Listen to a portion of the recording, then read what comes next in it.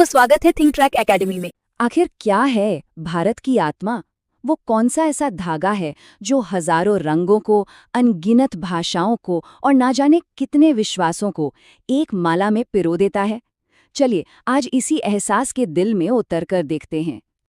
तो हमारा ये सफर शुरू होता है भारत की उस सच्चाई से जो पहली नज़र में किसी को भी हैरान कर सकती है। एक ऐसा देश जिसके हर मोड़ पर, हर कदम पर एक नया ही रूप सामने आ जाता है।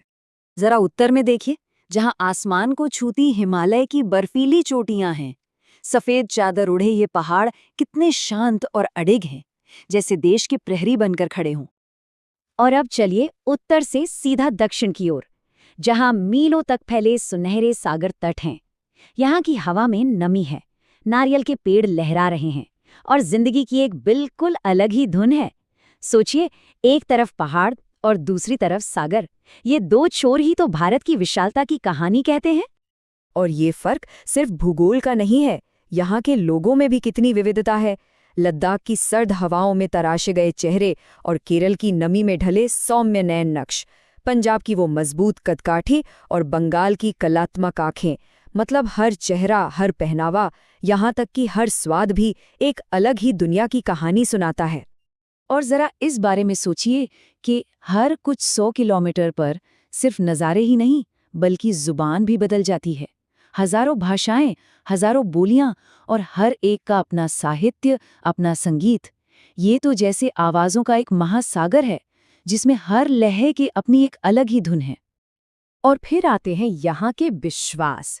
हिंदू, मुसलमान, सिख, ईसाई, पारसी, न जाने कितने ही धर्म और संप्रदाय यहाँ सदियों से एक दूसरे के साथ रहते आए हैं। हर एक की अपनी अलग रस्में हैं, अपनी अलग प्रार्थनाएं हैं। तो ये विविधता आखिर है क्या? इसे ऐसे समझिए, जैसे एक बहुत सुंदर बगीचा हो जिसमें हजारों तरह के अलग अलग रंग और खुशबू वाले फूल खिले हों। कोई किसी से कम नहीं, और हर फूल मिलकर ही तो इस बगीचे को इतना खूबसूरत बनाता है। लेकिन एक मिनट, जब सब कुछ इतना अलग है, इतना जुदा है, तो फिर ऐसा क्या है जो हमें आज भी जोड़े हुए हैं? चलिए इस सवाल की तह तक चलते हैं और उस शक्ति को खोजते हैं जो मिटाए नहीं मिटती। तो सवाल यही है, वो कौन सी ऐसी अदृश्य शक्ति है, वो कौन सा ऐसा गोंद है जो इस विशाल विविधता को बिखरने से रोके हुए है?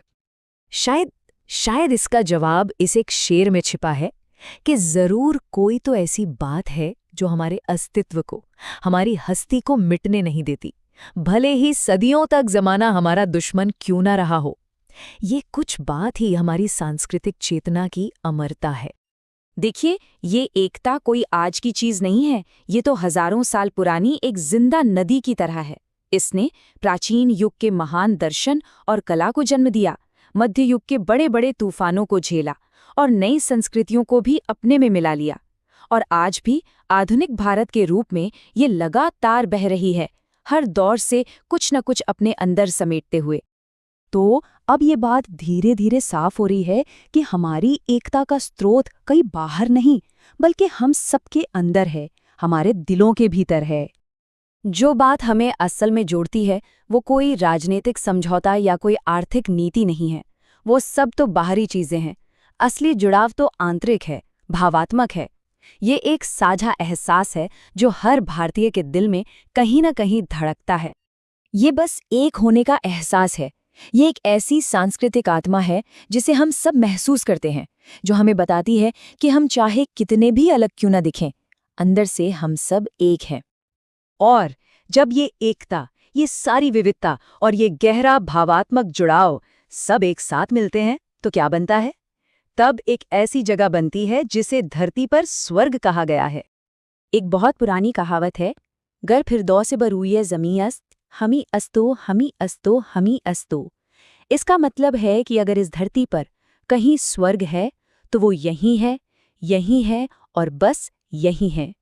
और ये स्वर्ग भारत की इसी मिलीजुली संस्कृति का ही दूसरा नाम है। पर यह स्वर्ग किन खंभों पे टिका है? ये टिका है भारत के 3 महान आदर्शों पर, सत्यम, शिवम और सुंदरम। सत्यम यानी सत्य की लगातार खोज, शिवम यानी हर जीव में ईश्वर को देखना और सबका भला चाहना, और सुंदरम यानी कला और प्रकृति के कण-कण में बसी सुंदरता को महसूस करना और उसकी सराहना करना, जैसा हम ताजमहल की खूबसूरती में देखते हैं। और इस स्वर्ग को हम अपनी जिंदगी में जीते कैसे हैं? इसे हम जीते हैं प्रेम, अहिंसा और सेवा के जरिए। एक दूसरे के लिए प्यार, किसी को भी मन, वचन या कर्म से चोट ना पहुंचाना और मानवता की सेवा करना। यही वो मूल्य है जो इस धरती को असल में स्वर्ग बनाते हैं। तो अंत में बस यही एक सवाल मन में आता है कि ये जो एक होने का अंदरूनी एहसास है, जो बाहरी विभिन्नताओं से कहीं ऊपर उठकर हम सबको एक धागे में पिरोता है, यही हमारी सबसे बड़ी शक्ति है ना?